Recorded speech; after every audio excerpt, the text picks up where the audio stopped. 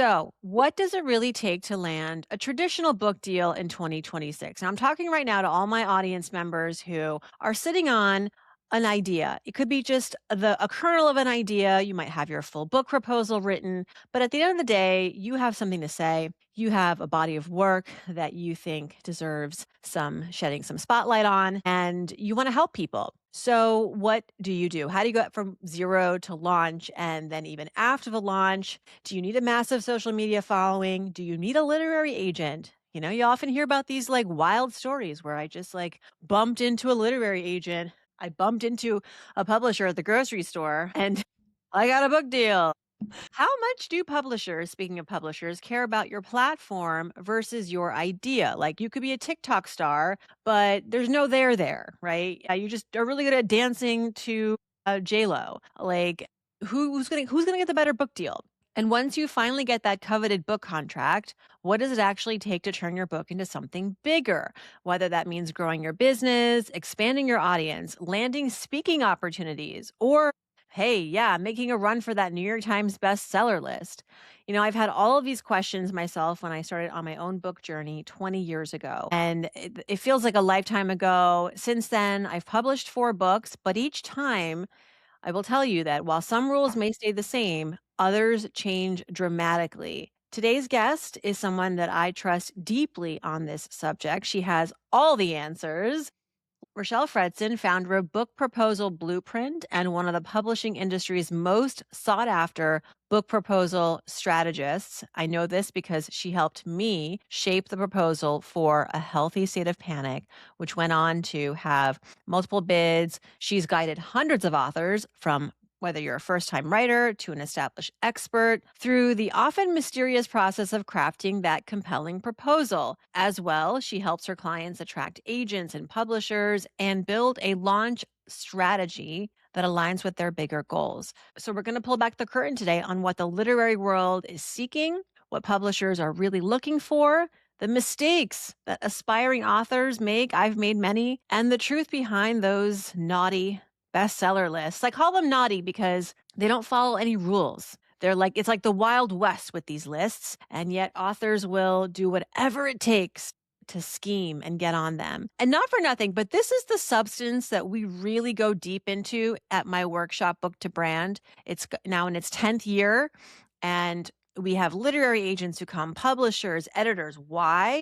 Because they know it's a quality event. They know they're going to meet people, I'm talking to you now, who are there in the seats to drive a really great book into the world. They want to help you land the deal. They want to help you figure out how to write the best book. And so Book to Brand is happening October 9th this year, Friday, October 9th. It's in New York City. It is in person. And Richelle is my co-pilot for this event. And so let's bring her on, right? Let's talk to the woman who knows everything. Richelle Fredson, welcome to So Money. Wow. Well, that's a lot to live up to. Thanks for having me. You know it all. You really do. You know it all now, and then tomorrow you'll know more We things. learn it again. We learn it again. But let's first talk about you and how you got into the publishing landscape, fast forwarding to where you are today, helping aspiring authors land their book deals, primarily through helping them with the most important thing, really, which is that book proposal in that first phase. Yeah. Well, I actually came up in the publishing industry in-house for a publisher called Hay House for about 15 years, running both the PR and marketing division as well as sitting in acquisitions for 8 years. So that really gave me a diverse lens to look through, being on both the very front end of the process, right? Looking at book proposals, meeting with agents and authors, and feeling out what would be the most strategic book to invest in.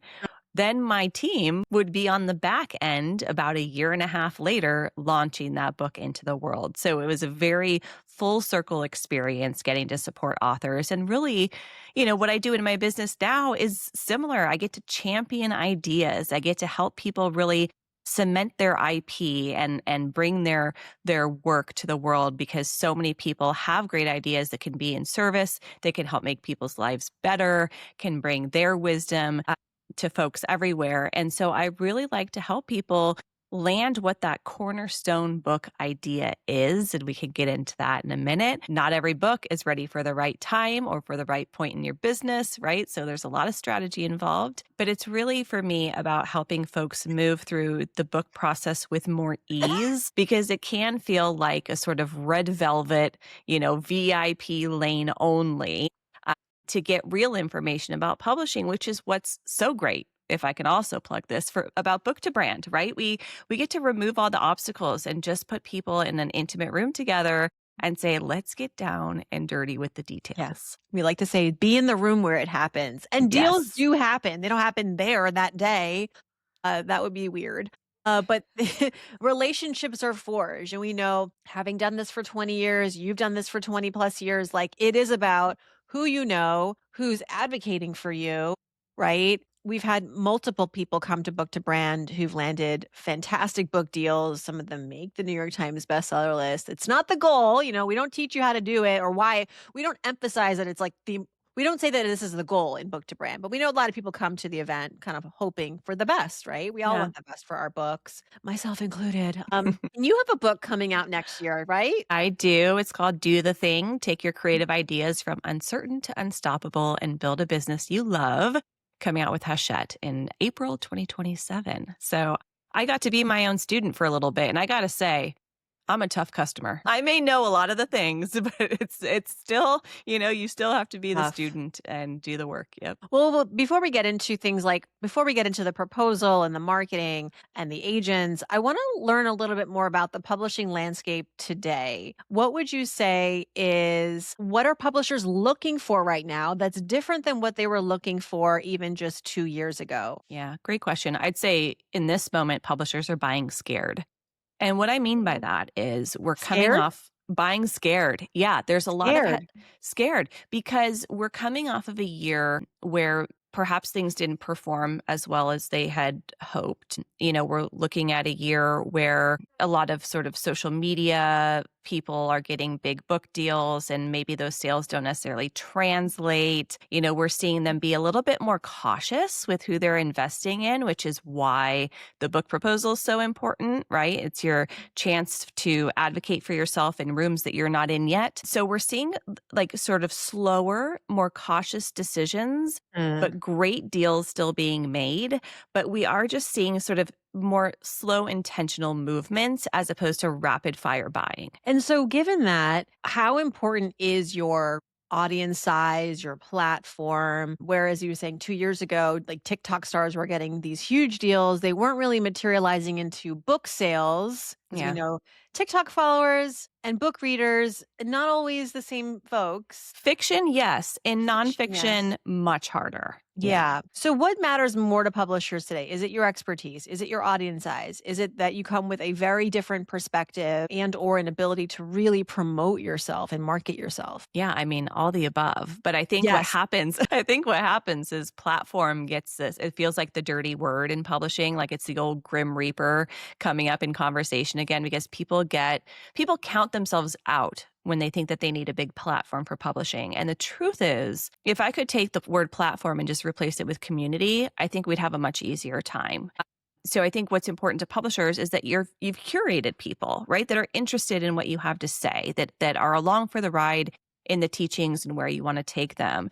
Does that mean you need to have, 300,000, 500,000 followers on Instagram? No, because maybe you're somebody who has access to rooms most people can't get into. Maybe you have a lot of corporate relationships. You do a lot of speaking. Maybe you have a huge consultancy and you do a lot of business and you sell out retreats. There really is a place for everyone in book publishing. I think it just depends on, where you prioritize your audience, building a community that suits you, and then really knowing you're laying on the bigger highway. And what I mean by that is a lot of people will get tripped up and go, I need, a brand spanking new idea. I've got to reinvent the wheel in order to get a book deal.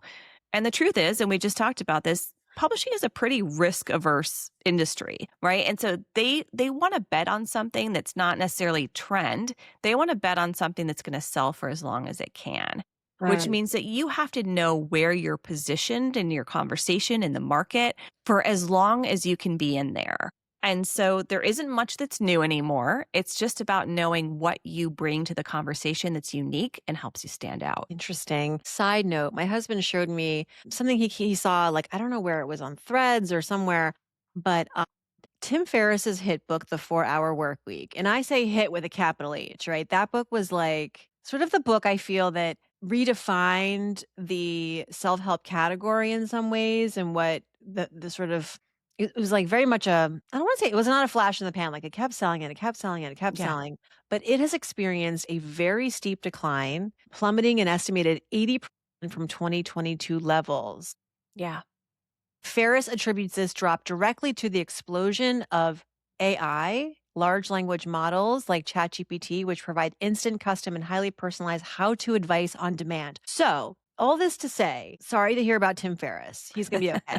It's going to be But fine. for the category of how to, and now when we have AI, I feel like this needs to be its own sort of moment at Book to Brand in the fall, is talking about AI. And Yeah. not so much like, how am I going to write a book about AI? Actually, though, how is that going to impact my book proposal and how I'm going to convince a publisher that this is not the sort of book that you can just ask ChatGPT about, you know? Yeah, and I have a slightly different opinion here. Do I think AI has impacted those sales? Maybe, quite possibly. I also think there are certain conversations or certain framed conversations that run its course because the culture no longer feels in alignment with it. Right? So we're seeing people with mass layoffs. We're seeing people start their own businesses for the first time that are probably not under the impression that that is a style for them. We saw the rise and fall of the laptop lifestyle type of books, right?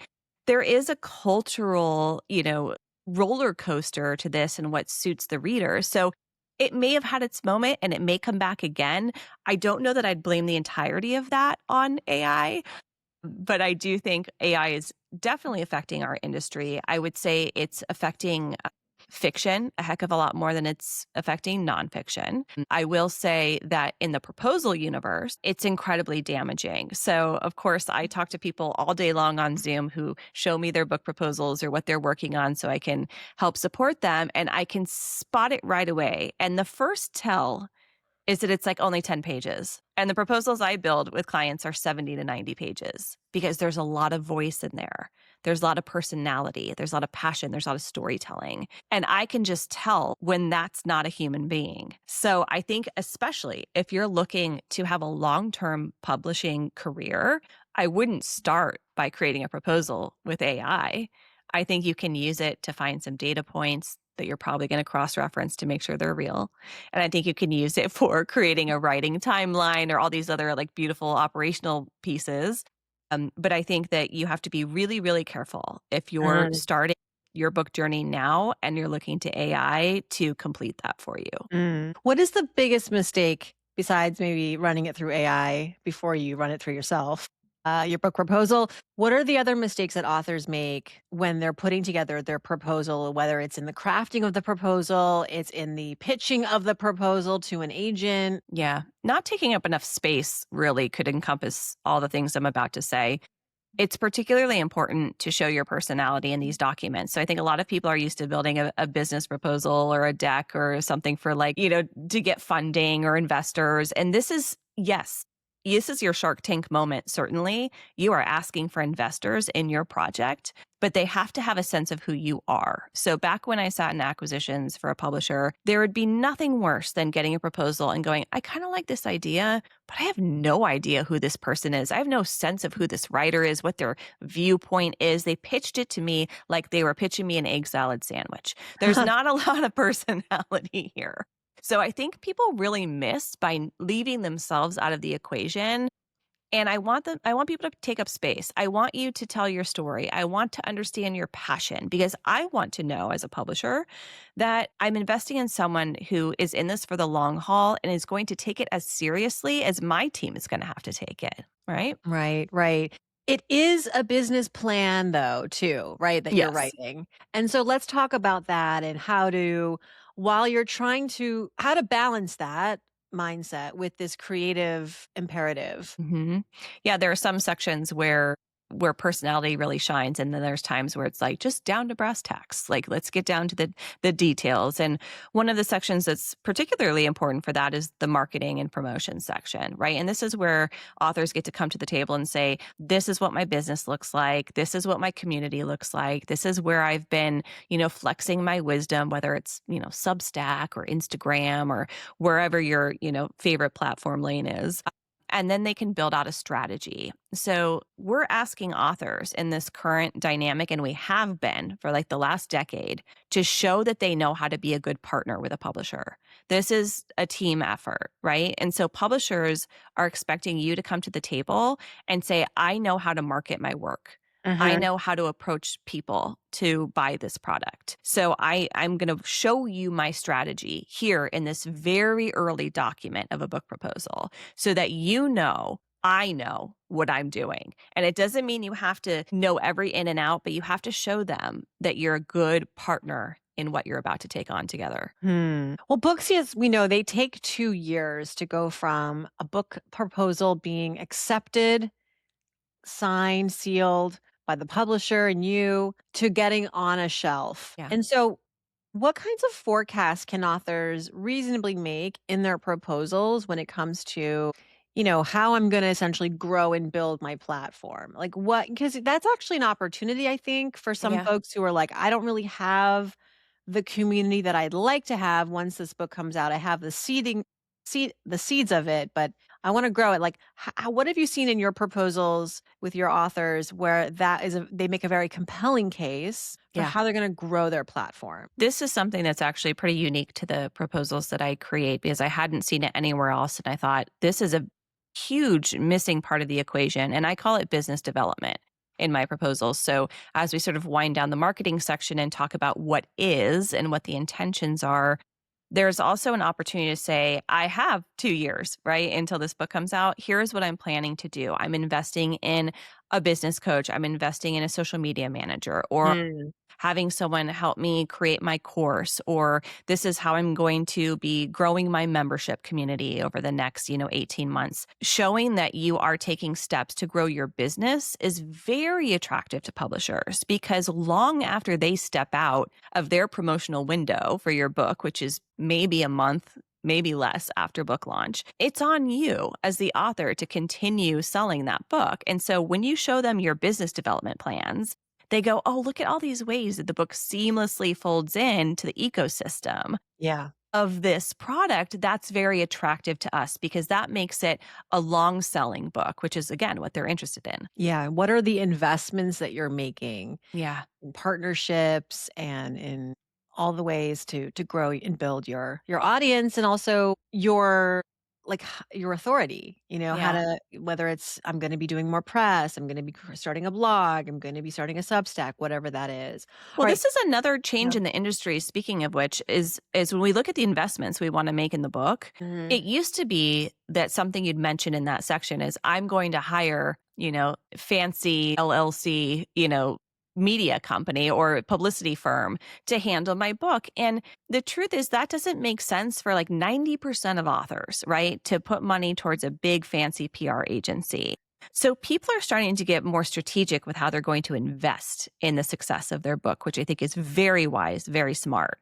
So Mhm. where someone might have spent, 30, 40 grand on a PR agency, maybe they're splicing that up and spending some on a podcast tour, or they're getting someone to really build out their speaker page and they're building their pre-launch strategy page. Like they've got all these other things that are much more focused and intentional, which makes a lot of sense because people would overspend for things that didn't make sense for their book. So this is a section to really sit in that strategy and reflection of what you want to do with your money. Here's a question I'm sure many authors have asked themselves before they even put pen to paper or they're in it and they're getting really frustrated and they go, is it worth it? Why am I doing this? Look, I may have gotten an advance and that's nice, but advances, they get paid in drips. It's not Yep. like you're going to cash in and run your whole life on pay all your bills with your advance. I think it's fair to say that first time authors, you could get anywhere from 25,000 to six figures, but it really just depends on, I think, really your business plan at the end of the Yeah. day The and your business idea plan. too.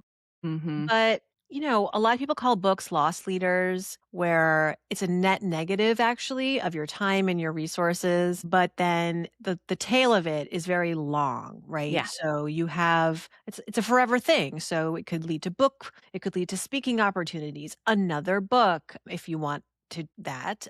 Yeah. And so talk a little bit about the calculus for those who are like, I think I want to write a book. I mean, I'm speaking now more to like the how to's of the world, but I'm not sure if it's really something that I need to or want to do. Yeah. Two different questions, really, the want and the need. I love them both Yeah. because they fit together perfectly. You have to really want it, and I'm saying that as someone who not only teaches this work but also wrote my own book. Yeah. It's not a fast process, it is strenuous.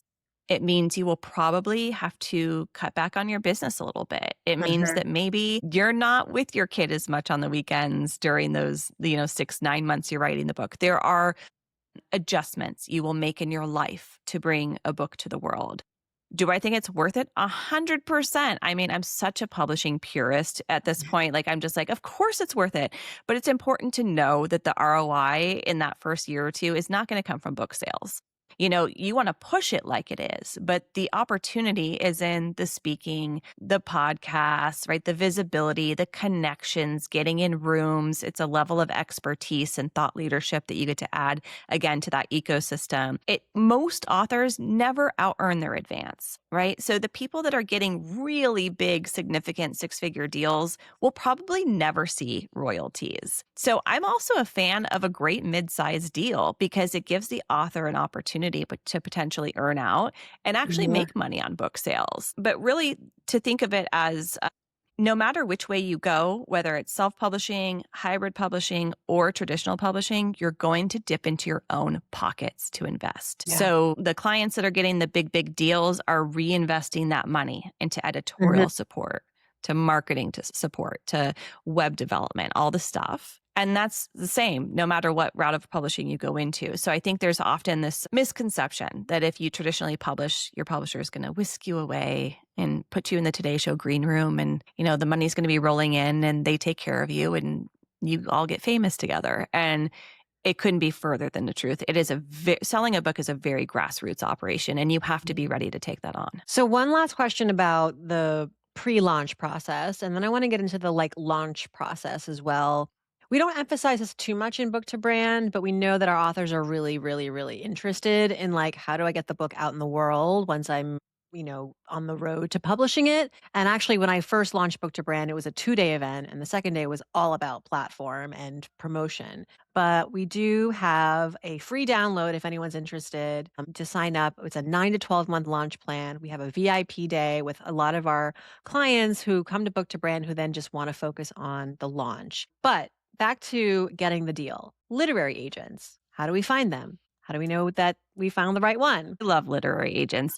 Their job I is do so too. They're I know, they're such oh, good people and they have a tough job, but what I find yeah. is like they handle it so beautifully. So let's talk about their role, right? Because they have a big job to do. Not only are they your champion, of course, once you leave my cozy cocoon of support, they are your primary champion, right? And their job is to help you even further clarify the idea. So after a proposal leaves my hands or any other coach's hands, it's going to be reviewed by the literary agent and they're going to bring their own perspective and expertise and wisdom to it, right? So there's going to be some tweaks in there. They know the editors at the publishers that they're going to put this proposal in front of. So they want to make sure it hits the mark just as much as we did. So they're going to essentially, review your content, build a relationship with you, understand what's important to you in a publishing partner, and they're going to pitch the proposal out to their publishing relationships. From there, they get to both advocate for you and become the shark that we all know and love, right? To negotiate the best deal for you, right? The best relationship for you. And literary agents want long-term relationships, right? Everyone that I know is in it for not just the first book, but multiple books, right? So you're really building a foundational relationship for your publishing journey. And so it's important to take that part of the process really seriously, which means knowing how to vet people, right? Understanding what you want. If you want someone who's really going to nurture you through the process or someone who's just going to sell the biggest deal and then maybe you don't hear from them again for another couple of years. There's all sorts of literary agents and styles. that they work within. Yeah. Did you say how to find them? You said go Oh, to I the, should I tell them? Should I give them the yeah, tell goods? them. Okay. Tell Yeah. us. Give us the shortcut. The shortcuts, there's a few. One is you can look in the acknowledgement sections of books that are similar in genre to yours. Like every author thanks their literary agent probably in the first two paragraphs. And then you can go Google them, go follow them on social media, right? See what they're up to. They're humans who love to support writers. So do not feel like you don't need to be in this sort of pick me mindset, right? They're people that want to help you and they can't do their job without you. So, back of the book is one. There's also resources like Query Tracker and Publishers Marketplace. For a small fee, you can get access to a sort of database of agents that you can search through search terms, right? What your book is about. Are you looking for someone who strongly represents, historical nonfiction? Or are you looking for someone who specializes in finance or nutrition? It will curate a list for you. You can also go in there and say, I want to know who represents Brene Brown. I want to know who Yeah. represents Farnoosh Torabi. And you can kind of sleuth out and build a list from there. So lots of information is very accessible, but follow them for a bit. Do your homework, see what they're signing, see what they're interested in, uh, and make sure that you're ready to reach out in good faith and to build a relationship. Yeah, send that book proposal in good faith and give them a little bit of time to read the proposal. They're Yeah. not going to get back to you right away. Yep. Absolutely. 2 months minimum. Like we said, publishing is not a 2 fast months. process. Wow. Now, let's talk a little bit about what works when you are trying to sell the dang book. And I had someone reach out to me recently, a journalist who has a book coming out, and she said, "Do how soon should I be promoting my book? Like a month out?" Oh. And I was like, "Have you never been pitched by an author 6 months before their book comes out? Like, should that not tell you something?" "No, wait, honey, it's 9 to 12 months. Yeah, It is a it's long always road." so heartbreaking when I get in conversation with someone and they want, launch strategy or advice and their book comes out in like 60 days. I'm like, I can't help you at this point. So, yeah, people need to be thinking 9 months, 12 months ahead of book launch. And really, the second you finish that manuscript and set it off to your editor, you got to put the marketing hat on. It's time to shift gears. So now you and I put together an author pre-launch playbook. It's essentially a what to do, a timeline of what to be doing 9 to 12 months ahead of your book coming out. Not to say that your work is done once your book comes out, certainly not. But nowadays, and this is really why it's important, nowadays, your pre-sales matter a lot because it is not just the momentum that's going to fuel sales once your book comes out officially, but it's also the numbers. These pre-sale numbers are scrutinized, right? Whether Yeah. you're a Barnes and Noble, an independent bookseller, the New York Times bestseller list, and it's just good for the author too to know where they are ahead of their book launch. Like, okay, I've gotten like 2,000 books sold. And so kind of if you're trying to earn back your advance, like how much Yeah. work is left to do. Am I right? Basically, that's kind of why there is this sense of urgency. Also, there's so many books now. There's so much more competition. So you have to sort of, we live in a fragmented world where I need about 10 reminders, 10 signs, 10, visuals or emails or Instagram reels to remind me that I got to buy Rochelle's book when I I will be know. buying your book no matter what. But you know what I mean? Like we need all the reminders as early on as possible that your book It's is coming true. out. And it really shows up within the sales teams of your publisher. So they really want you to push early so that they can go out to retailers and they say, look at how this author is hustling. Look, there's already orders coming in, pre orders 6 months out.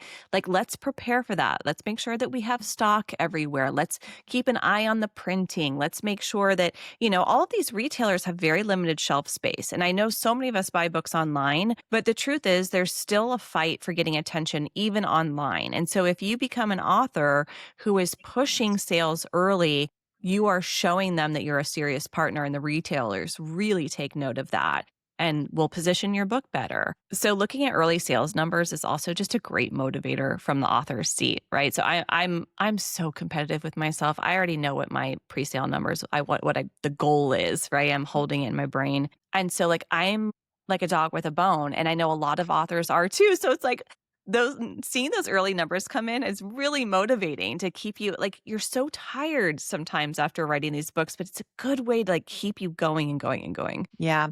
I didn't write I didn't have a website for my book, my first book. I don't think I had one for the second book. I definitely got around to it for the third book and for sure the fourth book, A Healthy State of Panic. And I think that's where anyone can start. You don't need a publicist for this. You don't need a lot of like money for this. You can launch a website basically during your lunch hour. But there are some critical things that you want to have on your book launch website, on your book website. And one is obviously the visuals, what's your book about, but having some sort of gift or reason for someone to buy your book early is helpful. Incentive. Like give them something right away to sort of keep them warm until your book comes out. I've seen many people give some of their existing priced products, paid products away for free for a limited time to pre-early to early bird buyers, whether that's like a $2,000 course. Doesn't have Mm, to be that valuable. It can mm, be like a $10 thing, but something to get your buyer over the hump. yeah. People just have to be incentivized, and like you were saying, we're all just busy people, and we need to hear something or see it many times before we take action. So when you have something juicy that you're offering them in return for their very early order, because you're placing an order and not going to have that book in your hands for months. So what's something they can use right now and play around with or learn about that's going to hold them over till that book arrives? Yes. And this is a place too where you can continue to update your audience on the press that you get, the endorsements that you get. I think it's also really cool to whatever your size your community is. It could be a 100-person newsletter, it could be a 2 million person TikTok, but to walk your audience through the behind the scenes. Are you doing this as much as you should be, Rochelle? Because I feel like you gotta walk your audience, your readers through the highs and the Yeah. lows, bring Yeah. them into your world, and these don't have to be people who are necessarily interested in publishing books, but they love a good juicy behind the scenes. I am actually doing an update today. Yeah, I have look, I have a small but mighty platform, and they are the most supportive people, and I've been able to show up for them for many, many years, and so they really love getting the updates and, like, cheering me on. So they're also curious about the expert going through the process, right? Right, So right. it's fun to share these tidbits, and I'm starting to plot my cover reveal and how I wanna do that. You could have fun with it too. It's like, I Yeah. know we're talking about really important stuff, but you're doing something big, and you should find joy in that and do things that are fun and silly, and I'm thinking of whatever wacky way I'm gonna show my book cover, but, you get to celebrate these steps too. That's really important to have fun because it can be the opposite many days. It can be sad and depressing and lonely and frustrating and enraging, but I think it's important to, celebrate whenever it's possible, build in these milestones for yourself and really make them a moment, Yeah. whether that's the cover reveal, some sort of press, or one person buys your book, or one person leaves a review. Those are all like, I will take all of it. This is a big question we get at Book to Brand. I hear this. I've asked this, well, where should I show up? I'm not a social media first person. I know that's important to drive books as a marketing vehicle. But if I am looking to expand my community, if I'm looking for more ways to promote my book, is it that I just go to TikTok? Do I do I start a YouTube? Do I start a Substack? Yeah. Do I do I pivot, also the way that how much should I pivot the way that I've been showing up in on these platforms? Cuz like now you're promoting something and maybe you've never promoted anything before. So like how do you Yeah. again balance like the authenticity of showing up, just to show up versus like buy my book? Oh gosh, this could be a whole episode. I think Yeah. people want to go all in fast, and my advice would be to go slow and strategic. So I know I made this joke to you the other day, but like if you're someone who loves video or loves, learning all the latest dances and somehow you're going to integrate your book into that, great, go be on TikTok. But, you don't want to feel like you're doing stand up in a library. And that's the example I use all the time. Like your energy and where your audience is and the vibe of that matters. So if your audience is not going to be on TikTok, don't spend all your time there. If your Right. readers are on LinkedIn or they're on Substack, go spend your time there. It should be enjoyable for you, and it needs to be where your audience actually sits. So Mhm. people leave that out of the equation. They go, "Oh, this is the latest trending thing. I got to go do that." I got I No, you can scroll TikTok at night for enjoyment, but that doesn't mean that's where you need to build your platform. So I think it's just important to make sure that the strategy makes sense for your product. As far as getting comfortable selling, if you've been spending time building your community, it shouldn't feel hard, right? Because you Right. will recognize at that point that they want what you have, right? You've created it for them in service. But I always say, you've got to nurture before you sell. You've got to teach content. You've got to give valuable information before you ask for them to buy something from you. So Mhm. just make sure you're creating the runway, all the months leading up to your book launch, and then the sell won't be uncomfortable at all. Yeah. I will say one thing that helped drive a lot of sales for A Healthy State of Panic in the pre launch season was doing virtual speaking Mm, for organizations, these employee resource groups. They're everywhere, definitely at the big companies and often at even the startups where again, like it's a group that's dedicated to being resourceful, usually to an identity group within the organization, whether it's like women's resources or LGBTQ plus resource group, Asian American Pacific Islander. I've even, it's really like depending on the size and scale of the company, you could have like 20 different ERGs and they all have budget to bring in often speakers and they all meet virtually, usually once a quarter or once a month. It started mostly during COVID as sort of this additional like resource and learning for employees and engagement, and it has stuck. mhm. So reaching out to your friends who work at companies, right? There's no better connection. Your friend who works at a company and saying, hey, friend, can I get in touch with your HR folks? Or can I write an email that you can forward along to your HR folks? Usually it's HR that's kind of overseeing a lot of these ERGs. They'll know who to kind of plug into this conversation. But they may buy 100 books or 200 books, or they'll just pay you. And that's nice. But I usually would do this in exchange for books. I'd be like, Yeah. don't pay me, buy books, so I want everyone who shows up or is in this organization, as many as you can buy those books. And I did a whole campaign where I was like, I'm speaking for free, everybody. I'm speaking for books. And I posted it online in my newsletter, on social, on the podcast. And I got like, a dozen or so of these opportunities just in the pre launch season. And it was like 30 minutes, 45 minutes, an hour of your time. Sometimes they lead to bigger opportunities. They'd say, well, actually, we have an in person event. Can you come Yeah. and do that? And it would be a bigger deal. But this is where, again, we're talking about how everyday people, right? We're not talking about celebrities or TikTok stars. We all have friends who work at places. This is a great way to get those pre-order numbers up. Now, will this get you on the New York Times bestseller list? Probably not, because they don't really like the bulk orders. But I've found that the New We're York not sure Times, they even like authors. We're figuring it out. this is a whole can of worms, everybody. This whole New York Times bestseller list. I know it's like the holy grail for so many authors, and there is sometimes an entitlement that authors bring to this place of wanting to get onto the New York Times bestseller list. Well, I sold 10,000 copies. Well, my last book made it. Well, I'm a celebrity. Um, it doesn't matter, It doesn't actually. matter. Sometimes it matters, it seems, and sometimes it doesn't. So you can't really say either way which way the wind blows. But I'll say, like, my literary agency sends me every week the books that make the how to miscellaneous list, as well as nonfiction. There's usually 10 spots. They've been doing this for the past 3 years, and I have just been taking a glance at them every single week. And over the 3 years, you start to like create some theories and theses around like what's actually working. I'll say this, if your name is Mel Robbins or James Clear, you're making the freaking list. You're in the clear. You're in the clear, James Clear. And so, but what does that mean for everybody else? Now there are only 8 spots for now that you're Mhm. competing for, which makes it even more competitive.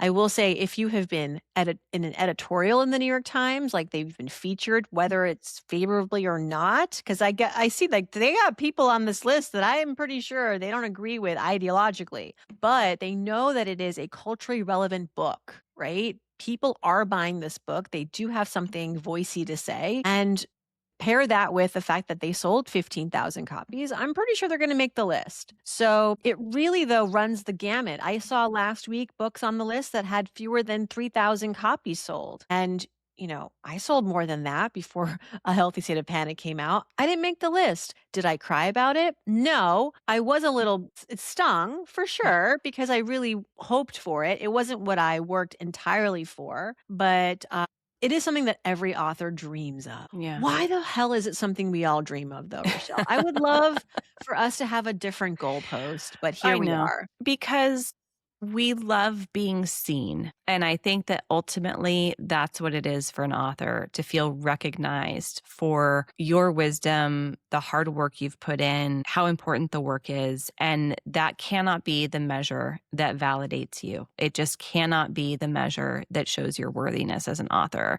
Now, I think what's a shame is that the general public feels that this is a list based on sales numbers, but the truth is it's a curated list, meaning the Times is making choices each week and down to, hey, there were more books bought through this retailer than another retailer, and we don't know that we like that. Or 300 books were bought in this one store on a particular day. We don't know that we like that. We don't, and so I remember in my old role as a head of PR and marketing at the publisher, I'd have to call the Times a lot, and have these sort of not arguments, but sort of tense banter with, hey, why did this particular book not make the list when we see that through sales they've outsold the ones that you've chosen for the list? And I had books disqualified for not a broad enough, sales across stores, right? Too many on Amazon, not enough elsewhere. I had a book discounted because it mentioned too many name brand products. It was a nutrition book and they had made some suggestions about brands that they enjoyed personally. They used that as a reason to not put it on the list when it had sold 20,000 copies. Wow. So it's not the metric as authors that we should be using to determine our success. And I'm a firm believer we have to create our own measuring stick. And the measuring stick that I want my clients to use and the listeners here is that you want to sell your book for as long as you can sell it. You want to keep the momentum going. It's much more important than a big splash in 1 or 2 weeks. I want you thinking about the long game. Is it nice to have? Sure. I would never discredit anyone that's got it. It's an amazing accomplishment. But what it isn't is a direct reflection of sales. And that's really important for people to know. I know that it does lead to more money, though, for some authors. It It can sure lead to does. more speaking opportunities. It can lead to, I cannot make this stuff up. I was talking to a fiction writer, fiction, so this could be not true for nonfiction. But in her case, her publisher will give her an extra $100,000 every time she hits the New York Times list. Not like every week, but Yeah. if she makes the list, then her next book deal will be an extra $100,000 to start. Yeah, Because sure, because it makes the sales into retailers easier. It makes every marketing easier. marketing, it's easier. Yeah. Yeah. I think if I was to make any and just this sort of piece we're coming off of is, I think what's frustrating is it's become a very privileged list. Yes. Because if you have the money and resources to invest in all the shenanigans and things that may get you there, you have a privileged opportunity to make that spot. And that's so few authors, right? But if I was going to make a change to the list immediately, it would be that there's a number of weeks that they hit where they're not featured on the list again. Yeah. Hall of You Fame. have to make room for the Hall of newbies. Fame, y'all. Yeah.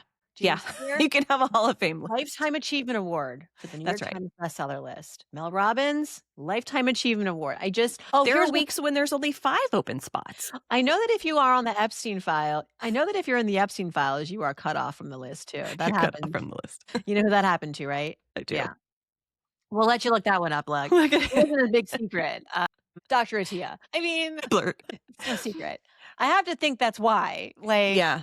I just think I've handled so many conversations over the years, 24 years now. And look, I've been a part of really big bestseller aiming launch campaigns, many of them, where the people behind them are good, hardworking people and are doing everything they can, right? And sometimes made it and sometimes didn't. I just heard from a client of mine the other day that someone she knows spent many tens of thousands of dollars to try and hit the list and didn't. And so you're just out a well, lot of money. you know why it stings? Actually, at that point, because it's like they actually didn't like your book. Yeah, enough. potentially, yeah. That's just it, right? Because I feel like you made all the numbers work. Like you can't 10,000 books is first of all very difficult and Yeah, 20,000, 50,000. I remember one time this book sold 100,000 copies in its first week. And by the way, your first week is all the months before the first week and the first week. that's So right. just to clarify, but you don't make it at that point. You know what? They just didn't think it was good enough. Yeah. You know what's been so rewarding for me as on the writer side now that and maybe this is just like my Leo heart is that the endorsements have meant so much to me that like that fills my tank. Right? The people who are really reading the material and really offering words of kindness is so much more valuable to me than something that's arbitrary and I have very little control over. And so, what I was going to say is like tending to all the hearts of authors for many, many years, it's really hard to separate ourselves from perceived rejection. And some people will take not making the list as a rejection. And it's a Right. really important time as an author to say, there is my work and there is me. And yes, we're sharing a lot of ourselves in these books, but I would never let a particular list of any kind deem a book a success or not. Well, we're going to leave it at that, everybody, because we have a lot more to share at the Book to Brand workshop. Michelle, thank you so much. Really, on a personal level, you helped me guide a healthy state of panic to multitudes. And I'm so grateful that you plucked me out of obscurity on On Instagram. Literally, Instagram. this is how it happened, everybody. And this is why it's important to share your process publicly to the extent that you're willing. I went on Instagram one night, one sordid night. I was like at my wits' end with my book proposal. I hadn't written a book proposal in 10 years. I had taken all that time to produce and grow So Money. And I had said everything I thought I wanted to say. And then here I am writing another book proposal. It's not even the book yet, and I'm really struggling. And I went on Instagram and I just shared that. And Richelle, you and I were already friends because people who are nerdy seem to find each other on Instagram, We're cool like and nerdy. acquaintances, like we ran in Oh, some of the yeah, same we were like circles. we were following each other, and so Yeah. she DM'd me and was like, "Let me help." So we got on a call, and boy, did you. You helped me really quickly too, like within weeks. Yeah. I had a market ready book proposal that my agent was happy with that she sent out, and I got meetings and I got a book deal, and it was the biggest book deal of my life. I didn't think I was going to get a book deal because I hadn't written one in 10 years. It was a different kind of book, like it was kind of didn't really have a category at the time. We were like, okay, we're going to just like let you write all these stories. We're gonna make one. So a lot of people trusted me. A lot of people took leaps and leaps and leaps of faith, and you were one of them. And so thank you. But to also now co-pilot Book to Brand with you, something that I started, but then realized along the way, a little Rochelle can take this to the moon. So it's not a little Rochelle, like you're all over this now. You and me are running this show. We've taught, it's like, this is our fourth time doing 4th, it. yeah. So we have definitely helped over 100 people at this point between you and I, and definitely like since Book to Brand started in 2016. But we're so proud of this program. We love that it's in person. We love that our guests, speakers, our agents, our publishers, our editors, they come back for seconds and thirds and fourths. They love Like it. they don't go and go, oh, that was a mess. They come back. They're like, give me more of your authors and your authors to be. We love helping. They Do you know wanna how help. rare that is in the workshop world that you don't have to like bait and switch your speakers? Or like speed date with an agent or any of that. Right. No, this is Like this is not that. it's quality time with the people in this industry that is so guarded and so difficult to crack. I think, you got to Yeah. who you know, who you know. That's why we have people who come from all the way from Israel and Norway Norway. and California and gosh, I don't even know, like Brooklyn, Upper East Side, like it's everybody. And we have fun. That's also really Yes, we do. important that we do have a great time. So if you're interested, you don't have to have a book proposal. You could just have an idea. You could just want it. Come, you will shortcut a lot of this process and leave with an incredible vault of relationships. And it's happening Friday, October 9th. The early bird sales end on July 1st. So you have 2 more weeks to get that lowest price ticket and start planning your trip to New York City. We can't wait to Yeah. see you. Rochelle, thanks so much. Thanks for having me.